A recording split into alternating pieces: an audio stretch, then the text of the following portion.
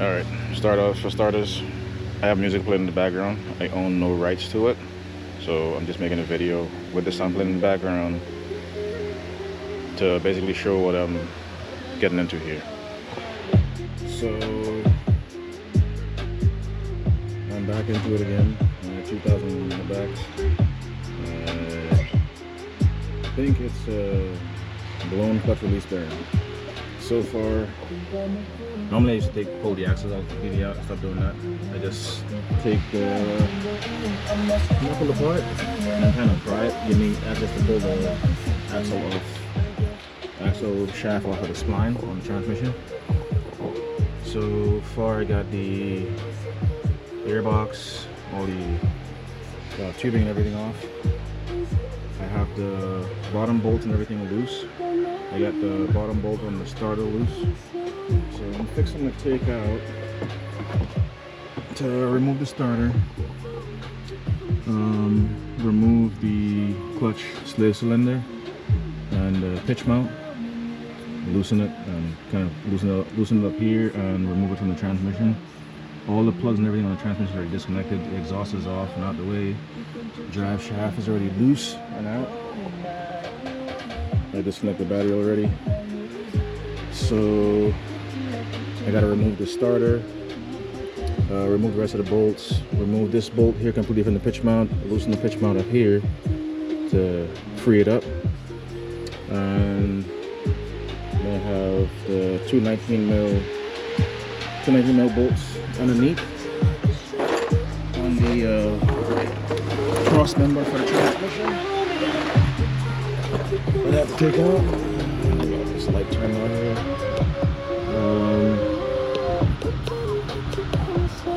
So the drive shaft, it's hanging. I gotta hang it loose.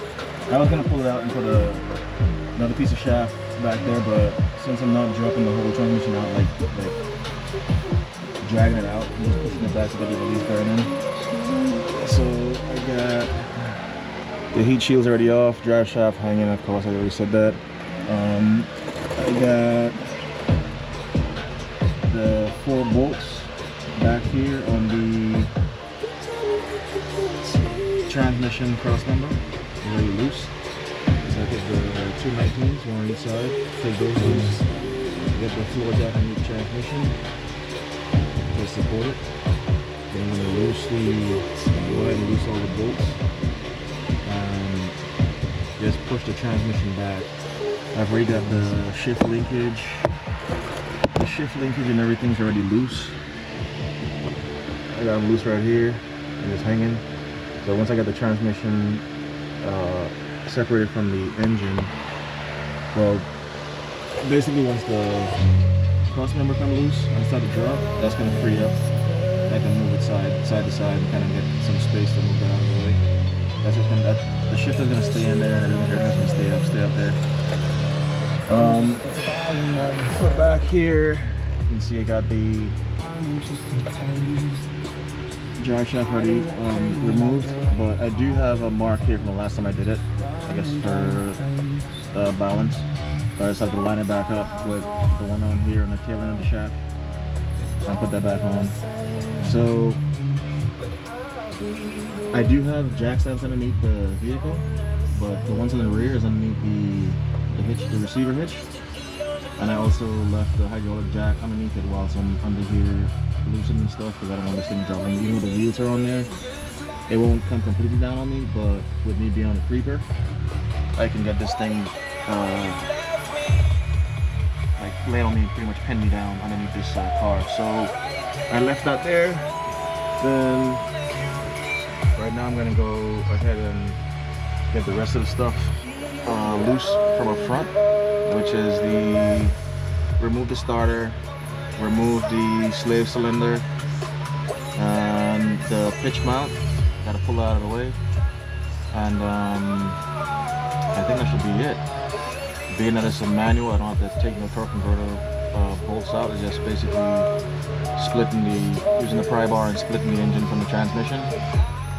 Now, when I split it, the front engine is going to want to go down, so I'm going to have to figure out something with that. I do have another floor jack that I can use, but it's gonna get in the way because the transmission jack I'm about to use, well, it's not a transmission jack, it's just the hydraulic jack I'm going to use, the one that's in the rear. I'm going to use that to put on the transmission to push it back towards the back of the car, just to give me some space to take the old clutch release bearing off, pop the new one in, and then slide it back forward to get the transmission made it back to the engine. But like I said, the front is going to want to hang down because of the weight and the way it sits on the front subframe. So I'm going to have to try and figure that part out. I might just use ratchet straps and kind of hook it on there somehow to the body. I'll probably use the pitch mount location, hook it onto the bolt back there and hold the engine so the engine can stay kind of like level, so to speak. So when it's time I have to push the transmission back, I don't have to do that much finagling with it. I can just slide it back on and everything should line back up, and I can put the bolts and everything back in, get it back together. I'm trying to get this done before Monday. Today's Saturday. I got the kids over. I have to drop my kids off back to their mom. So I'm gonna see what happens. I'm hoping everything goes okay. I'm doing this with the minimalist amount of tools possible because most of my tools are at work. It just so happened I left the my box with all my sockets and everything. The day I decided to put it in my toolbox is when everything happened. So I have the starter got to come out. This ground wire is going to come off with this other starter bolt that's on this bracket. It's going to come out. So all this right here is going to come out and hang out of the way. So I'm probably going to get, have a strap onto here on the front of the motor on something. Just I can hook it onto here, which is one of the locations that if I was to pull the engine out, I can hook it on here and onto this bar. It's just big enough to keep it kind of in the position it's in right now. Because as soon as I put the transmission apart, it's going to want to tilt forward. Normally everyone will pull the engine out of this and do it, but I've had this engine out, well, a few engines out of this car already, and I'm not trying to go through all that and dealing with the fluids and all that crap. So I'm just doing it the easy way. Just basically push the transmission back, fit the new clutch release bearing in, and go from there. So it's a mess. I'm just looking at what I got. So I got ratchet set, and then I got these guys. I think it's I forgot the brand on this one. It's from Vim Tool. That came in handy. That one was not in my toolbox. It was actually inside of my service truck. So I had to pull that out. I got a few things in here, not much, but most of my tools is at work.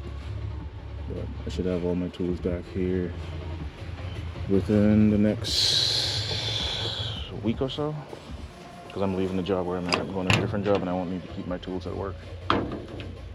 So this guy is what I built at the old job. This is from an older Subaru.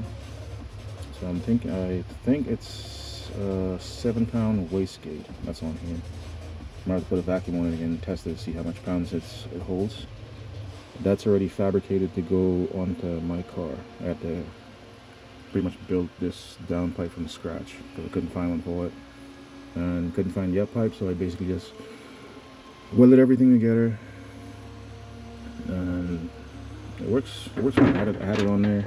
I had it on there already. Started it up and put some oil down the tube just to not run the turbo dry, and it run. And everything fit. The whole turbo and everything fit and sits right in this area right here. Perfect. It runs just fine.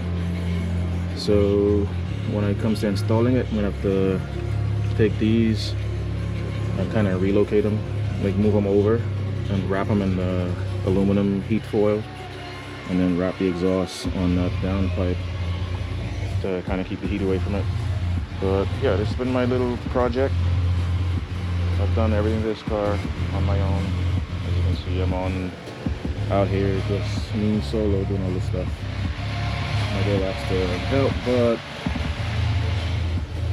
you know, it's kind of hard when you ask someone for help and they genuinely want to help, but the stuff that you need done they aren't able to help you with. So rather than get all frustrated, so I just kind of stayed and do it on my own.